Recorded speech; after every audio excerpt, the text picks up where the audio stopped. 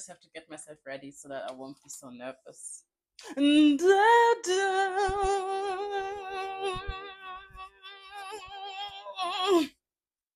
got this. Okay, let's go. In today's episode, hi. Hi, what's popping? Hi. Welcome to another episode of Close Friends. I'm your host, and this is my podcast. In this episode, we are going to talk about like the struggle of being yourself, and also that sometimes you need to fight for being yourself. Like in general, being yourself is something you need to fight for. And this might seem a little bit, the statement might seem a little bit off, but for my experience, like especially if you grew up in an African household,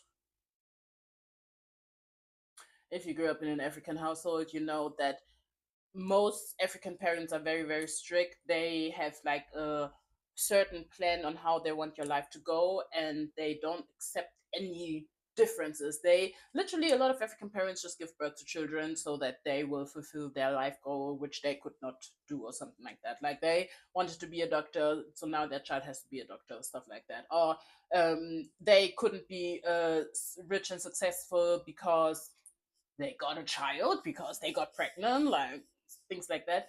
And then they're telling their children like, yeah, you need to do this, this, and this because I couldn't. So that's kind of in the household which I grew up. And also until I was like maybe 23, 22, 23, 24, something like that. I was also trying to follow them roots very, very strictly. Like, for example, I started an apprenticeship as a medical assistant, which like it's okay, the job was okay, but it was like never something that I really want to do. Like I still don't know what I really want to do. The only thing I know that I want to do is not work. Yeah. But still, so I started like, for example, a medical assistant apprenticeship for my father. And yeah, it's not a good idea if you live your life for other people. And that's how we enter into today's topic, because for example, when I like what I mean with you have to like fight for the right to be yourself is, for example, when I got like my first piercings and tattoos, I was still living at home, but so I had to hide them. So, but that didn't like stop me from getting them. Like I just needed to like find my way to move around. As I moved out, that was a different thing. Like as soon as I left my father's house, like as soon as I left this man's house, we were young, wild, and free. Maybe a little bit too young, wild, and free, because some experiences I had, I shouldn't have had these experiences. But that also comes from being overly protected as a child and not being allowed to do a lot of things as a teenager. That's why I did a lot of stupid things, but that's not the thing we're talking about. Kind of, but we will get to it. Um, so as I left my father's house, so I started like literally being free. Like it also took me some time to really be to express myself, because I didn't know the person I am. I just know the person that other people wanted me to be. And I'm not saying that me leaving my father's house, I directly started the change. No. It took me quite some while, and a lot of how can I say, a lot of toxic friendships for me to realize that I am literally that I'm living in a pattern, and that I am a very, very, very big people pleaser. But now I'm not anymore. I would say sometimes I still have people pleasing tendencies, but in general, I wouldn't call myself a people pleaser. I would more call myself like a very self-centered person. Like there's first me, then there's again me, then there's my siblings, and then there are other people. But yes, like it um how did it manifest for me to start like loving myself and like and ending my people pleasing tendencies? I think it started with me asking myself like questions, when I would like go out of my way for other people. I would ask myself the question if these people would do the same for me. And most of the times I really had to realize that these people would not do the same for me. And I started taking like some steps back because, for example, I used to be the friend who would always like initiate things like going out and stuff like that. I would always be the one who texts first and stuff like that. And I just took a step back from that and just wanted to like look. Like I was testing my ex friends. Yes, I was testing them. Yes, I was testing them. But sometimes if you aren't sure, you need to test things. Like if I was secure in this relationships, also with my friendships or in this friendships, then I wouldn't need this test. So and the test showed me that these people were really using me, because if I wasn't the one who was come to them, they wouldn't approach me. Or if they would approach me, it would always be that I should do something for them or I should help them or stuff like that. So I stopped doing that. And with me stopping to do that, I also realized that a lot of friends weren't really friends because they wouldn't text or suggest that we should meet up or hang out or something like that. So I really literally realized that it was like me holding the friendship. And there's one thing about me. I hate I hate the feeling as if you think that I need you, because I'll show you I don't need you. It wasn't like that before, but now. Yes, and that's how it started. That like I will show you that I don't need you. So with me also asking me myself that question. Also another thing is, as a people pleaser, you disrespect yourself a lot by pleasing other people, because in I'm just talking like from my example. I was doing things that I like. It's not that I was forced to do them, but I did them not because I wanted to do them, but I thought that if I do them, the people will like me more. Oh, we can, especially when I was between 18 and 20, sex with men. I thought having sex with men, oh, that's a whole different story. And that's why all the men I slept with in between 18 and let's say 21, yeah, all rapists. I put out there, y'all all rapists. All of you. Because you used me. You used my body. Maybe I'll do an episode on that, because it wasn't good for me as a 19, 18-year old to sleep with 29-year-olds. That's not normal. And now that I'm not even 27, I'll be 27 in 1.5 months. Um, Even when I look at the 22-year-old, I'm like, you're a baby. Like, I don't want to see your PP. Why did they want to see my private parts? Because they're perverts. But anyhow, I extra made notes today so that I won't be crisscrossing the topics, but I'm still crisscrossing the topics because my mind, I have a lot of things to say. You see, there's a lot of things I need to process. And this podcast is here for me to process them things because we've been through things. Can I come down? Oh yeah, it's a juice. I found it. It's new, I think. I don't really like it, but I have to finish it because I bought six how do you call it, 6 cans of it. Hmm. Um.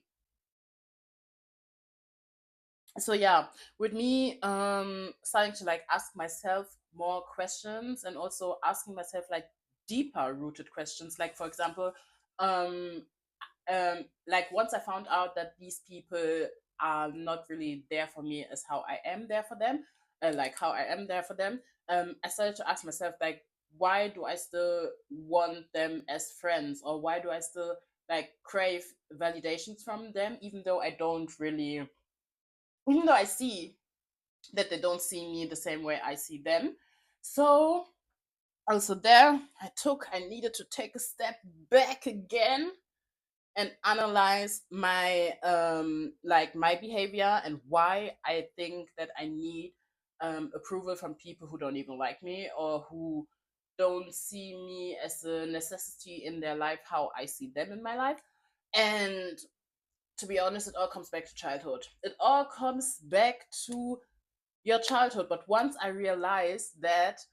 like, once I realized that my father is just a person, just a man, and I literally took fatherish, this father thing out of it, I could like also distance myself from how he treated me as a child, and also with how he treated me, the cravings that I now as an adult want to get from other adults, which are not healthy. So I needed to sit for a long periods of time. Sometimes I'm still sitting in it. It's hard not being loved as a child. It's very hard. It's very hard. It's very hard. Like I was such a baby. But it's okay. It's okay. I got me. I got me. Okay. You're not going to cry.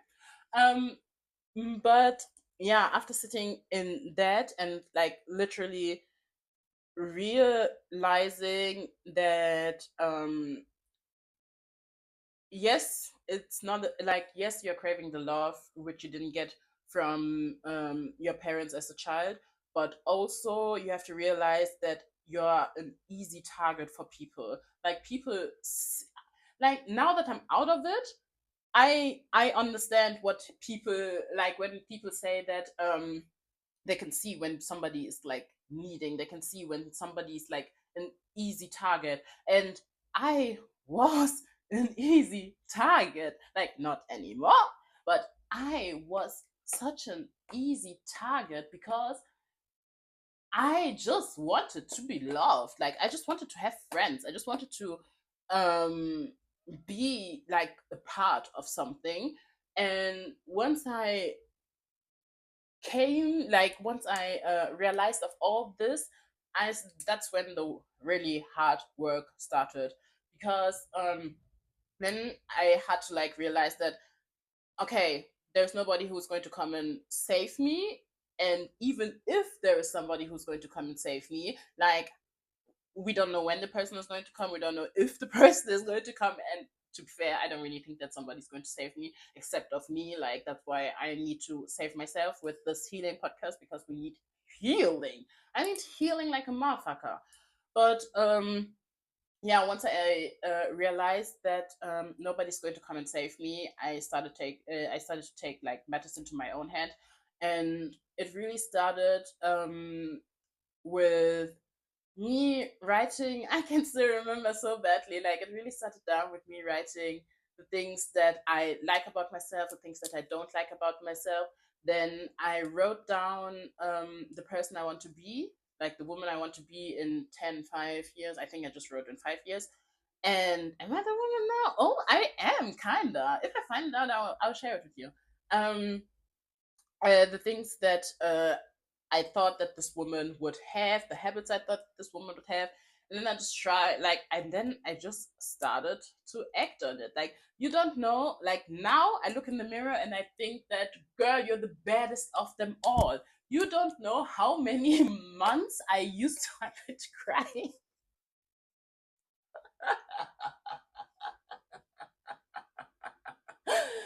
Hi. No, but you don't know how many months I used to look in the mirror and force myself to find some things that I like about myself. Now, when I look in the mirror, I can't even. I have to find. I have to find something I don't like about myself. My hip dips, but we'll get to it.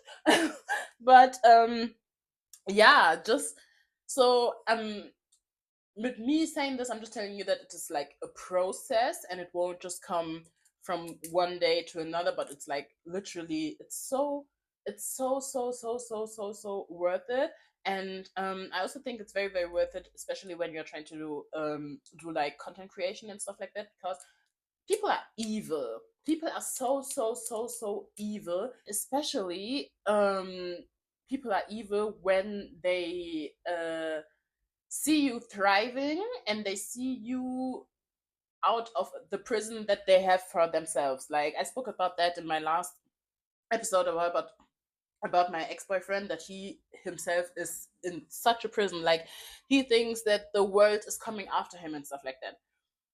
And once you like free yourself from that, and also freeing yourself from that means that you know who you are, you know who you, where you come from, you know your mistakes, and also with that you are willing to take accountability, because I know all the dumb stuff I've done. Like, but with me knowing all the dumb stuff I've done, people can't put shame on me, because that's also another big thing. Shame, shame. The people love to shame you. The people love to shame you for every fucking thing. And once you give people the control to shame you, especially if you're black, don't give people the control to have that. Like, don't give people the power to shame you, because with that, that's something like humans in general, they're so afraid of other people thinking that they're weird or something like that. So and if then one person sees that you are ashamed of everything, like, no, you have lost. I can give you a very, very, very big example. I have a friend, she literally, her roommate wanted to shame her because she took a shit and the bathroom was smelling like what are we even talking about? And that's what I mean. Like, people just want control, and once you know who you are, once you know where you're coming from, once you know where you're leading from, and once you also know like your flaws, but not just your flaws, like also know all like your positive aspects, and are willing to stand in them proud and stuff, it angers people. It angers people, because it angers people when they can't put you like in a box. And just in general, self-aware people anger people so, so, so, so much. But yeah, more to like trying to find the confidence. It's really so, so much deep work and inner work, and asking yourself questions, like, especially if you're a people pleaser, why is them, like, why is their happiness more important to me than my happiness? Because at the end of the day, when you please people, you are pleasing them and not yourself. Like, really ask yourself them questions, and then also try to sit in this uncomfortable feeling, because I know the feelings are uncomfortable, because then you are starting to realize that things didn't go the way things supposed to go. And it's fucked up. And also, it's fucked up because you are still the one who has to do all the healing work, even though you are not the person who did all the damage. But at the end of the day, now I'm an adult, I have to do the healing work, or I will end up like my father. And before I end up like my father, I'll have to end it all.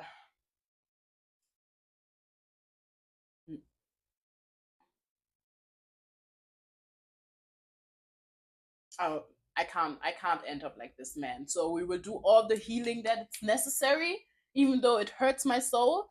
But yeah, at the end of the day, I can only say that if you really, really want to be yourself, and like try to stand for yourself, then you really have to put in the work, and look into yourself and ask yourself the questions like, what is holding me from not being myself? Like, why are those opinions so important, and who are those people? And why is their opinion about me more important about my opinion about me? Because at the end of the day, if you do the things you do, and you have um like you're doing it with a good spirit and everything, and you know that what you're doing is good and right, and like you are a good human, then do the things. Let the people be mad. Like, let the people be mad, and the right people, they will find you. That's what people are always telling me. I'm still waiting for the right people to find me. But I still have time. Like, I'm still young and sexy and wild and free. But yeah, still another thing which I can say, what being yourself brings out another type of beauty out of you. Like, I've never looked that this good in my whole life, and it's because I have the feeling that now, for the first time in my life, I'm totally myself. I'm totally honest about who I am, and I'm also totally ready to defend my person. Like, I won't let people like just talk anyhow to me or something like that. And I'll let people know that you can't talk anyhow to me, even if people would think that like I'm arrogant or anything like that. Like, am. I am. Now what? Like, now what? Like, now what? And I've learned with the way I'm carrying myself, the people treat you different. You don't know what kind of special treatments I sometimes get. And I am a black woman. It's not that I am like a blonde bombshell right now. Like, I am a black woman. So, but still, the way I sometimes get treated, I know it's because of the way I carry myself, because people wouldn't dare. Like, they wouldn't dare. And just for that, you need like you need it. Another aspect which we need to talk about is, of course, loneliness. Because in this finding yourself and leveling up your confidence and stuff like that, you will see that you have allowed a lot of things in the past that you won't be able to allow in the future. And with that comes setting boundaries. And with setting boundaries comes people that either will respect your boundaries, those people will continue your way with you, or people who will not respect your boundaries because they're used to like they're used to not respecting your boundaries and you staying. So then it's on you. And I know it's hard. I know it's hard because like me, I could cry every day because I had to block my stepmother and my father, even though I love my siblings like more, not more than myself, because it's nobody's me. Like, let's not get ahead of ourselves. But still, I love them so dearly, and I would love to talk to them every motherfucking day. But I know that for my own health, it is much more important for me to get first here, get rid of all of that, because I know I'll pass trauma onto them because my siblings are small. Like, now they're getting older, now they're starting to become teenagers and stuff like that. But I don't want to pass traumas onto them because my parents will do their job. they, they will do their job and pass me the trauma. And now I also know people could say that, yeah, but maybe you could help and this and that. But no, I need to help myself first. And that's also another thing. Do you know how many times I've cried? Because I'm the one who's always like, oh my god, you're letting them go through the same trauma you went through, and you're not doing anything. But yeah, you need to put yourself first. I need to put myself first. So, but yeah, I went a little bit from the topic. But what I wanted to tell you is that, with that, it will come a little bit of isolation because you will yeah, people will leave. You will also let go of a lot of people because you will see that they aren't really your people, because um you guys weren't really friends. You were just friends like in their advantage and to your disadvantage, and that's not how a friendship should be. So yeah. And what I also think is very, very important in this time is for you to be single. See, I don't think that having your partner while you're growing um, could harm your growth. I don't necessarily think that, but I think that doing it by yourself will give you a different kind of strength. And also, you being single while in the period of time where you're like literally exploring yourself and looking what you need and what you don't need, what you like and what you don't like, I don't think a partner is a good standpoint. I don't really think that you need a partner in that point. But yeah, I think I hopefully made all my points clear. Hopefully it wasn't too chaotic, because my brain sometimes works in mysterious ways and I just tried to let it all out, even though I had my notes, but it still went in mysterious ways. I halfway cried, but it's okay. Real. But yeah, that was the podcast. I think it will be next week's episode. And yeah, that was another episode of Close Friends with your host, Sabina.